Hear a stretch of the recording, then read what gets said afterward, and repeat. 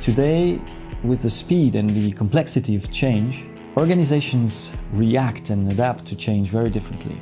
At Enigma, when we work with organizations and help them innovate, change, we see generally two main forces playing against them.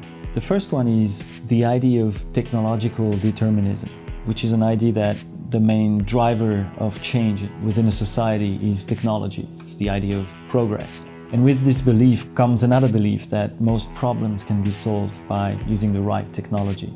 The second force is speed. Too much change, not enough time. And because organizations are structured and organized in a way that they thrive in predictable environments, large markets of very average consumers that do not necessarily have the right tools to deal with the complexity and define and address complex problems that they face today. In this context, we see four main ways of coping with change or responding to change. The first one is the ostrich.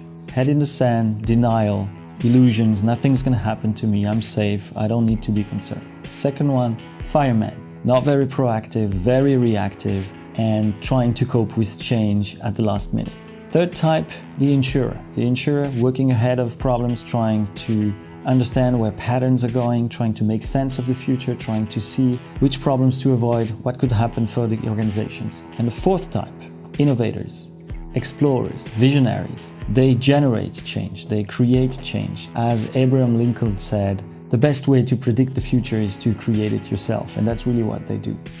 We usually ask three questions to organizations we work with. How do you address the notion of change in your business? What are the practices or methods or processes to make sense of this change? And finally, are you relying on predictions, or is your future wide open with lots of different futures available and a lot of space to maneuver strategically?